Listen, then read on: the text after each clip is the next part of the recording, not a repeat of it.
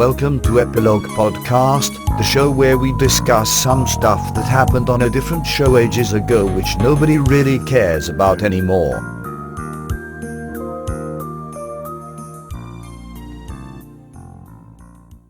Hello, I'm Portponky. And I'm LeBloc.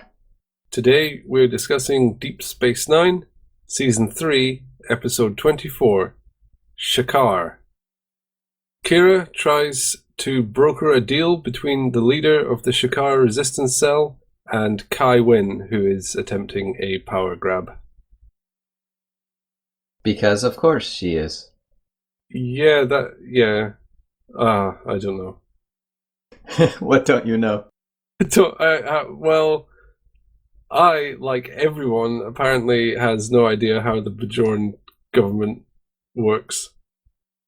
They were so completely scrambled by the Cardassians, they struggled to find out how they work as well. Yeah, pretty much none of this episode made sense. Why not? Well, I don't need to explain why it didn't make sense. That's a null hypothesis. What did make sense of it? Or what of this episode did make sense? Quark taking bets. Quark was gonna get shafted by that. I don't know if this was supposed to be part of it, but it really seemed like O'Brien threw the match. That's where I thought they were going, but that wasn't clear, so I don't think he did, but it kind of seemed like he did. Yeah, because he also got Quark to raise the stakes. Yeah. And then he throws the match, or he gets injured. It looks like he was feigning injury, but as if someone bet a lot on the opposition so that they could cash in. Maybe they were going in that direction, and then they realized, wait a minute, no, that's a completely underhanded thing to do for Federation officers, and they don't actually need money, so why would they do that? To screw over Quark for the fun of it. Okay, well that's horrible too. Yeah. I agree with you though. I think they were going in that direction and then realized at the end, oh, we can't do this. Yeah, that's shockingly out of character for them. Because even Bashir immediately jumps in. Well, I guess he would anyway. He's the doctor. But it was all too convenient. Yeah, he jumps in with the diagnosis. He says, oh, you're going to need full shoulder replacement surgery. You've got to get that arm off now. He didn't even use his medical nib-nobs.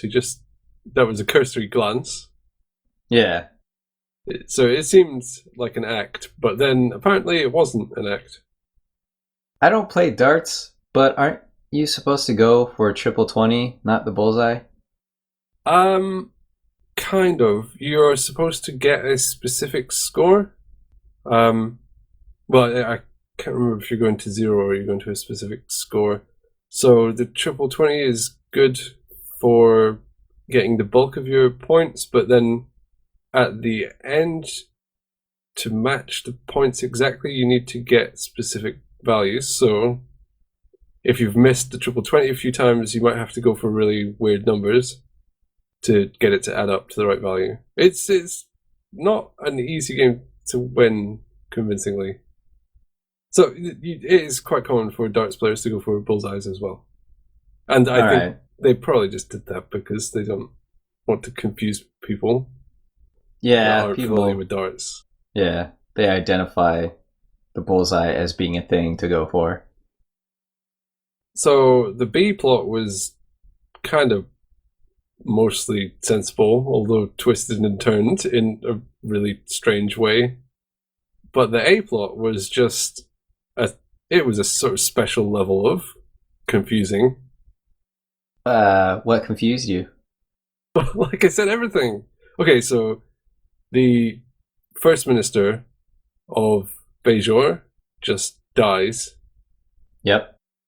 And then Kai Wynn assumes his office? What? Yep. What? So the Pope just turns up and says, right, I'm in charge. Okay. Would you say no to the Pope? Yes, because Oh, okay. it's completely... Okay, the name First Minister, first, kind of implies there's a second minister. At least there's a second one. So wouldn't they become the First Minister? Or at least someone that works for the government would be in charge of the government. No. And then they say, oh, she's just an interim leader, but she's also standing in the election, which I'm not sure why that is even legal. And she's standing unopposed. This is for the president of the world. Yep. So The prophets willed it. why are the government, the current provisional government, why are they not forwarding a candidate? Too much paperwork.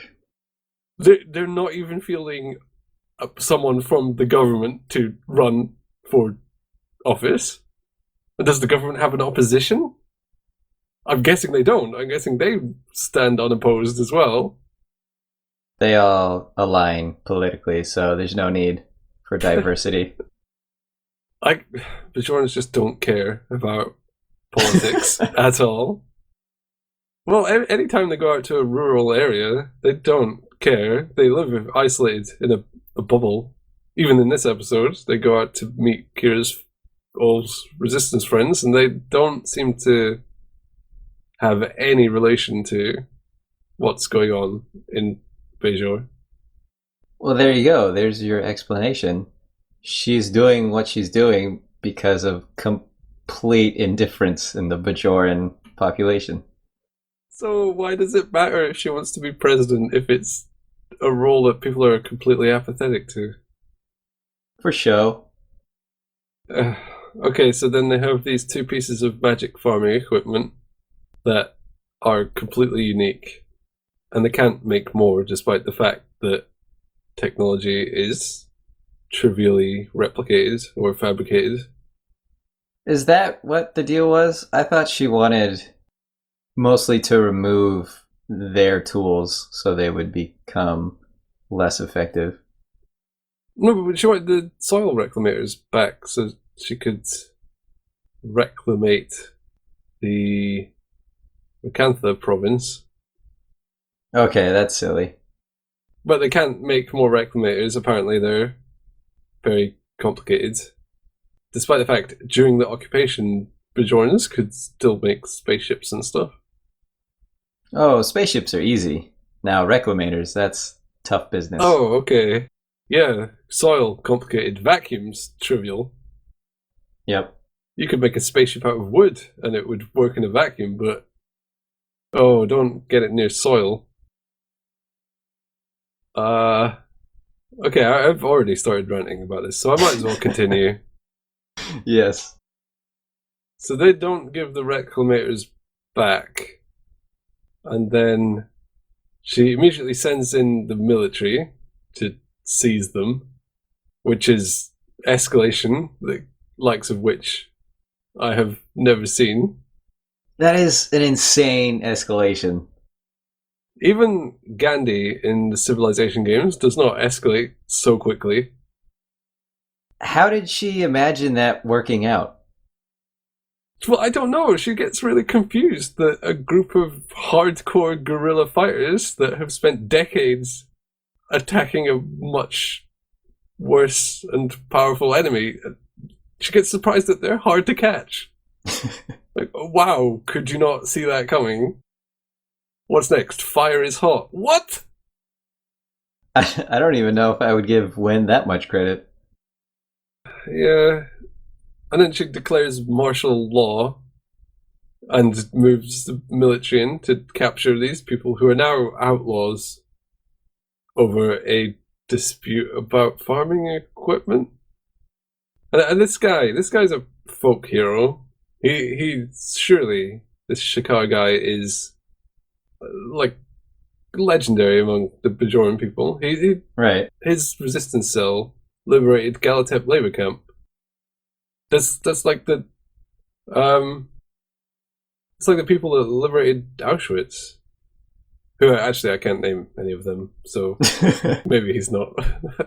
But if you said, here's this guy, we've got to arrest him, what did he do? Oh, well, if I look at his file, it looks like he liberated Galatep labor camp and also stole a farming tool. In what military guy would really put in full effort in trying to catch this guy? Like, I think there would be a military coup of Kai Wynn's leadership immediately. Perhaps we are meant to see this as an abrupt slide into senility for Kai Wynn. Just gone bonkers. Yeah, maybe that's what all of this is. She struck me like someone playing a strategy game for the first time and getting really frustrated that they didn't know how to win because they keep choosing the really over-the-top options because they're just thinking, it's just a game. So, yeah, send in military. How many units? 100%. Send the entire military into one canyon. And then 2 turns later, they're like, oh, why didn't that work? So she's unfamiliar with the rules of common sense. That's what happened. But yeah, even Cisco was baffled at what she was doing, and he does things that are nonsensical fairly regularly. He said, "You're escalating this out of control. What are you doing? Stop." When you have Cisco baffled by your actions, it's time to reevaluate. Yeah. I mean, she was irrational there because she said Starfleet has to send in their security forces. And Cisco said, no, what are you talking about? I can't even legally do that. And then she just essentially flips the desk and moans that they're going to withdraw application to the Federation. Help me escalate this to an even more ludicrous degree, or else. No. Aw. But it's not, it's like, And then what I was saying about how the military wouldn't be that interested in catching this guy who's essentially a folk hero. They weren't. When he turns off, he says, like, hi, gonna no catch me. And then Rawls from The Wire says, yeah, alright. That ending was weird. Oh, hey, we're here. Let's not fight. Okay. Well, yeah, why would they? But this is all exacerbated by the fact that there would have been a military coup, or the military would have just said, no, we are not doing all these stupid things that you're asking. She just got into that position and then made all of these orders. What authority does she have? None of this makes sense. Why is she even in that office? The government would have very strict rules about how power moves in the case of a power vacuum. That's like one of the fundamental properties of a government. They wouldn't just let the Pope take control suddenly. The door was left unlocked. She showed up, and then they said, well, she's there. Oh, okay. In their constitution, it just says the first one into the office gets dibs. First come, first serve. She calls shotgun. Yeah, with a constitution like that, no wonder they're not standing for the office. Would you want to run a government this dysfunctional? That's why she's running unopposed. Everyone has given up. It's largely a ceremonial role. It kind of seems that way. We've never heard of the previous First Minister. Great guy. Yeah, he was top notch. He died. He probably did some other things as well, but he also died. Hey, there was a president who mostly just died. He served for 30 days. Yes, he caught pneumonia during his inauguration speech, didn't he? What was his name? His name was William Henry Harrison, the 9th President of the United States. Abraham Lincoln. No, it's not Lincoln. Oh. He died. He had a severe case of the bullets. Okay. Which, by the way, would happen to Kai Wynn, to bring this back on topic, if she just sat and gave mad orders. She's not a dictator. She has not got friends surrounding her. She's popular, but if she went nuts in office, Why is she popular? What evidence have we seen to warrant that? she's popular because she got Because the show treaty. says it? Yeah, pretty much. She got the treaty with Cardassia and then claimed all the glory. It's very silly that only the Deep Space Nine crew are smart enough to see how conniving Kai Wynn is. I mean, she hides it, but not very well. So Kira attracts gravelly voiced men. You think she likes Shakaar? I think he likes her. Yeah, he probably does. I don't know, hard to read. Although at the end she blew out Bryle's burning candle pot thing, which maybe means she's moving on with her romantic life. That's weird though. They knew each other for decades. Oh, that comment by Wynn was so cutting. As someone who loved him, I'm surprised you didn't know that. As if she's supposed to know everything and she's challenging Kira's love for Brile. That was rough. Yeah, that was outright slander. I wonder why Kira didn't have a better comeback. Rather than just walking around. Yeah, she could have said something like, Brile always regarded the treaty as a victory for the Bajoran people. He would never claim it as a personal feat. Or so, anything like that. She just sort of went, whatever. She's a bit of a hothead, though, and I think she was afraid of flying off the handle, so she didn't let herself speak. Yeah, and if you get in a poop slinging contest with someone like Kai Wynn, who's very good at slinging poop, all that will happen is everyone will be covered in poop. And she'll beat you because she has experience with the poop slinging. Yeah, she won't be fazed by this. Can I just say that Kira abandoned her post for 2 weeks and faced no repercussions. Even Cisco wasn't that bothered. He wasn't bothered at all. He was almost bored by it. Yeah, Beijo doesn't interest him. Why do I have to be here? Why can't I watch some baseball?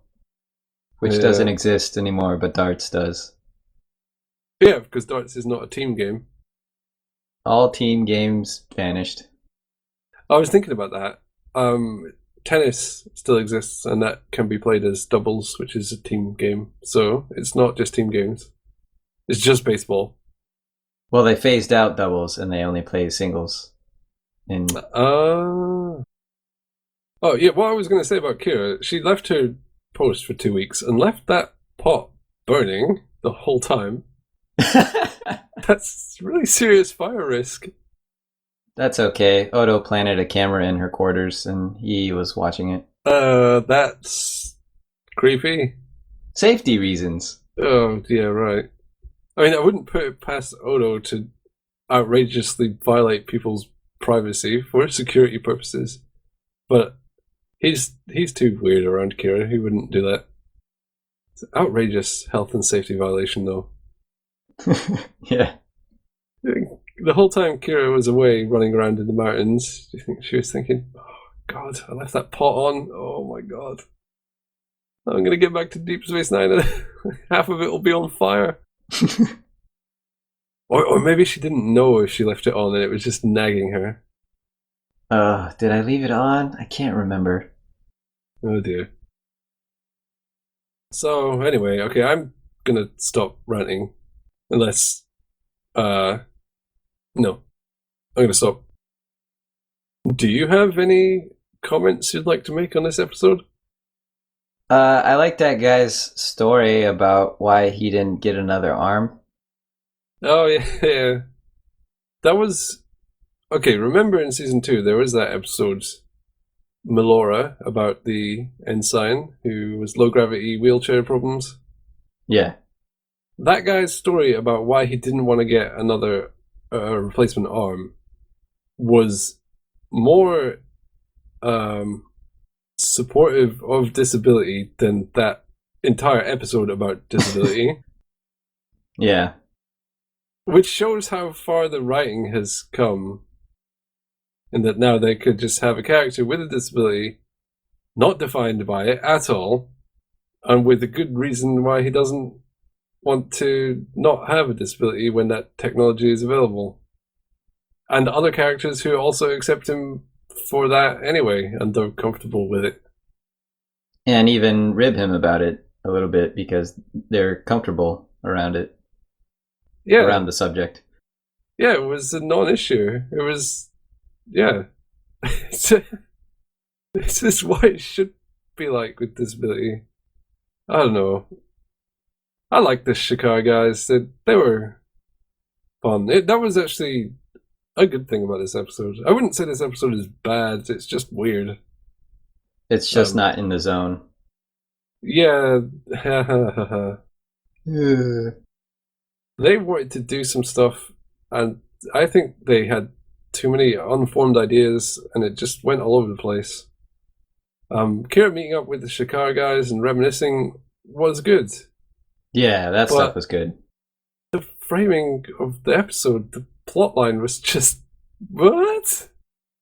That's a continuing trend with the third season.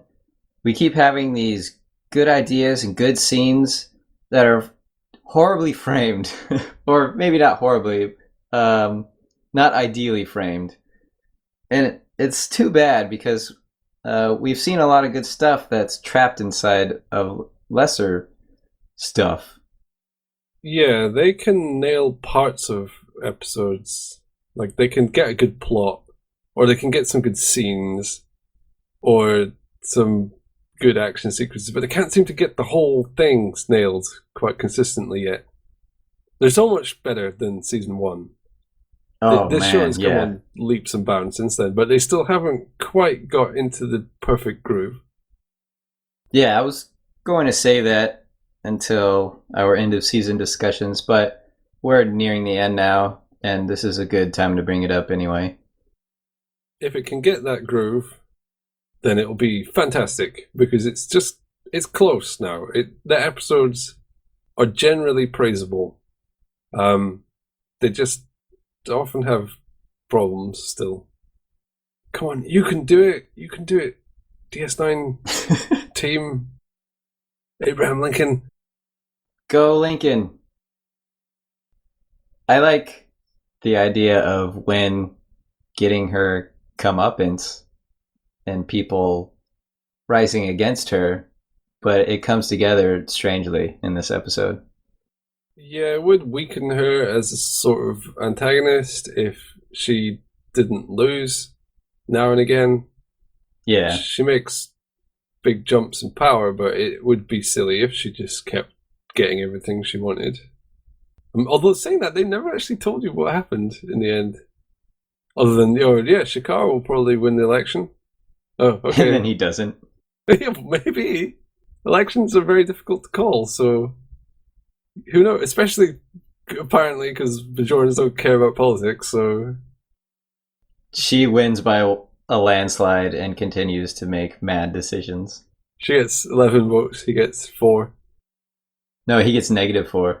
Oh yeah, that seems legit. They can't figure it out.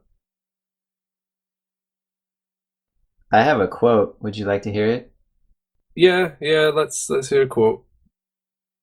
It has been my observation that one of the prices of giving people freedom of choice is that sometimes they make the wrong choice. Odo dropping words of wisdom again. Anything he says, I frame it from a totalitarian perspective. And so if it doesn't agree with Odo, it's wrong. Oh, so you think maybe he was coming out against freedom of choice here? Yeah. He sees it as a folly. To be honest, he's not wrong. Democracy isn't very good. It's better than most of the other systems, but people do make rubbish choices all the time. Yeah. An effective democracy requires an informed populace, and that's not the case. That's never going to be the case. Yeah. It's like you can say dictatorships can work out really well if you have the right dictator. Maybe Odo fancies himself. That's a little bit of the founders creeping in there. But that is his attitude. Yeah. We've seen how frustrated he gets when everything doesn't follow his way. Yeah, you're right. He is probably coming out slightly against freedom of choice there, or it's hard to think about it. I don't think I'm not saying Odo wants to be a dictator, but at the same time, if he was offered the spot, he probably wouldn't say no. No way. He would do that immediately. These founders have a bit of a superiority complex. Maybe that's why they keep getting their asses kicked. Not because they're different, but because they're so smug and overbearing about things. They're full of themselves. Literally. Yes, they are full of goop. So it is my choice to leave this episode behind and move forwards onto whatever it is that's next. Let's hope the next one is a bullseye or a triple 20, whatever the situation requires. Yes. All right. Okay.